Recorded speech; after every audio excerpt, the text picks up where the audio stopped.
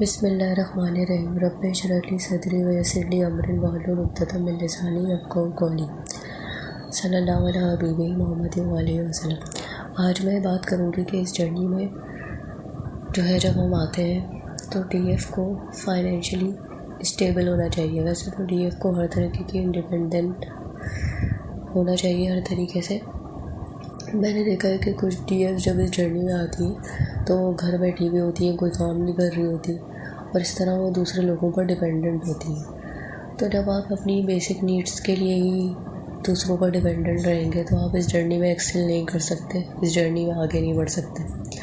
तो इस जर्नी में ना हर तरीके की इंडिपेंडेंसी की ज़रूरत है। तो आप कोशिश करें कि कोई ना कोई जॉब लाजमी करें, ज़रूर करें और इस जर्नी के में आकर बिल्कुल घर ना बैठ जाए, डीएम के इंतज़ार में ना बैठ जाए कि वो कब आएगा, शादी करेगा, इन चीज़ों से ऊपर उठे। तो ये मेरा इरादा था इस मैसेज को आप लोगों को देने का कि घर पे ना बैठे, कोई ना कोई काम करें और अपने आप को फाइनेंशियली स्टेबल रखें। इसी हवाले से मैं अब अपना एक एक्सपीरियंस भी शेयर करना चाहती हूँ। जैसे जो लोग काउंसलिंग या गाइडेंस वगैरह लेते हैं तो वो बहुत देखभाल कर किसी से भी काउंसलिंग या गाइडेंस लें, क्योंकि इस जर्नी के नाम पर जो लोग होते हैं वो सही तरीके से गाइड नहीं करते हैं, फिर वो गुरु और काउंसलर बन के बैठे हुए होते हैं। तो इनको भी देख कर लें। जैसे मैंने एक मेरा बहुत बैड एक्सपीरियंस है, जब मैंने एक लड़की से लिया तो जो था वो लड़की जो थी वो जब मैंने उसको पैसे दे दिए तो फिर वो क्या कहते हैं, वो पैसे लेने के बाद बहुत टाला मटोलियाँ करती थी मेरे साथ कि मैं बीमार हूँ, मैं ये हूँ वो हूँ, क्योंकि पैसे तो चले गए थे। फिर ये कि वो बहुत गुस्सा करती थी, बहुत अजीब उसका बिहेवियर होता था।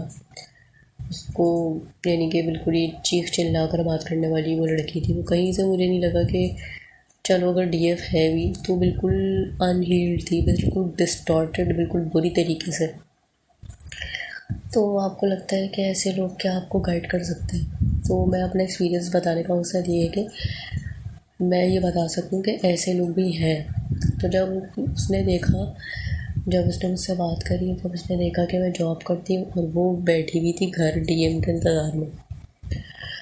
तो उसने जब देखा कि मैं जॉब करती हूँ तो वो मुझसे जेलस होने लग गई और कहने लगी नहीं मैं तो अच्छा, वो दूसरों को ये बोलती थी जॉब करो और जब उसने देखा मैं जॉब कर रही हूँ तो मुझे कहने लगी नहीं अच्छी बात है तुम जॉब कर रही हो, लेकिन कहीं ना कहीं मुझे ऐसा लगता था मुझसे जेलस हो रही है। तो फिर जो है मैंने उसको देखा कि उसको फाइनेंशियल बहुत इश्यूज़ थे। वो दूसरों को तो बोलती थी जॉब करो, लेकिन खुद वो बैठी हुई थी घर पे। तो ये एक तरीके की मुझे सही चीज़ नहीं लगी। फिर ये है कि वो काउंसलिंग और गाइडेंस के नाम पर लोगों से पैसे लेकर फिर उनको टाला मटोलियाँ कर देती थी कि मैं बीमार हूँ, मैं ये हूँ, मैं वो हूँ, और फिर ये कि जान छुड़ा लेती थी। तो मैं समझती हूँ कि ऐसे पैसे किसी ऐसे इंसान को देने के बजाय किसी गरीब को दे दें, क्योंकि मैं पैसे दे चुकी थी, अब वो उसका अपना दीनी मान है।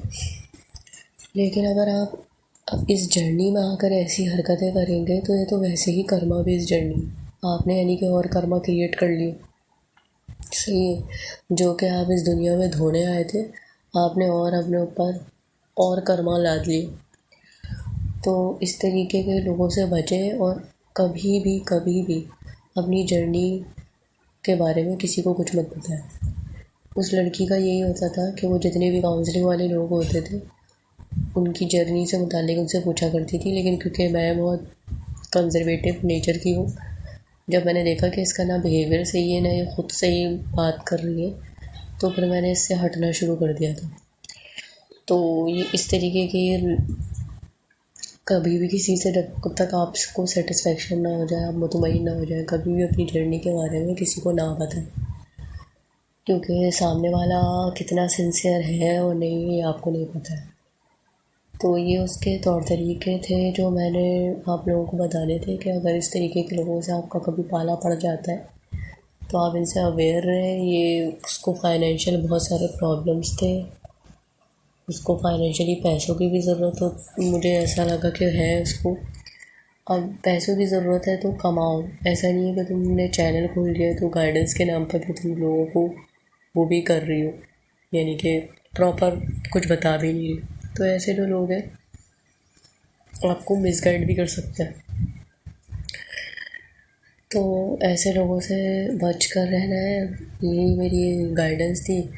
मुझे लगा कि एक्सपीरियंस शेयर करना चाहिए ताकि जो भी लोग हैं, आप अगर किसी को जब तक देख ना ले, जब बंदे का इखलाक ही ठीक नहीं है और आपसे बात ही नहीं कर रहा, उसका बात करने का वे ऑफ टॉकिंग भी चीखना चिल्लाना है, तो फिर आप ऐसे लोगों से हट जाए। मैं यही मैसेज देना चाहती थी। और जो है इस जर्नी में आकर कोशिश करें कि कोई ना कोई काम ज़रूर करें, अपने आप को फाइनेंशियली इंडिपेंडेंट रखें, क्योंकि जब आप खुद इंडिपेंडेंट होंगे तभी आप दूसरों की भी हेल्प कर सकेंगे। अगर आप खुद ही इंडिपेंडेंट नहीं हैं तो आप क्या दूसरों की हेल्प करेंगे। करें, गाइडेंस दें लोगों को, लेकिन अगर किसी के पैसे लिए तो उसके साथ बिल्कुल ऑनेस्टी के साथ उसको गाइडेंस दें। ये नहीं कि चीखना चिल्लाना और ये सब। तो बताने का मकसद ये था कि उसकी जो ये सब चीज़ें थी वो मुझे बहुत अजीब लगी, क्योंकि इस जर्नी में जो है आपको बहुत ऐसे लोग मिलेंगे जो गुरु गाइडेंस के नाम पर बैठे हुए होंगे। तो जहाँ तक मैं समझती हूँ ऐसे लोगों को बिल्कुल भी इंटरटेन ना करें। आप खुद अपनी इंट्यूशन से जिस दिन जुड़े रहेंगे ना, तो आपको, मुझे नहीं लगता है कि ऐसे लोगों की ज़रूरत रहेगी। और हाँ, ऐसे लोगों से जुड़ हम जब भी जाते हैं जब हमारी लो वाइब्रेशन होती है, इसलिए इस जर्नी में हमेशा हाई वाइब्रेशन में रहें, क्योंकि जैसे ही आप लो वाइब्रेशन में जाते हैं तो आप लोअर लोगों को अट्रैक्ट कर लेते हैं। तो इससे भी जो है हमें ये पता लगता है कि हमें हमेशा जो है, क्योंकि ये हो नहीं पाता कि आप हर वक्त ही हाई वाइब्रेशन में रहें, लेकिन कोशिश करें कि हाई वाइब्रेशन में रहें और अपने इर्द गिर्द के लोग जो आपके लिए सही हैं उनसे ही कांटेक्ट में रहें, उन्हीं के साथ कोऑर्डिनेशन में रहें। यही मेरा मैसेज था और यही मैं गाइड करना चाहती थी। वो अमा अलैना इल्लल बलागुल मुबीन।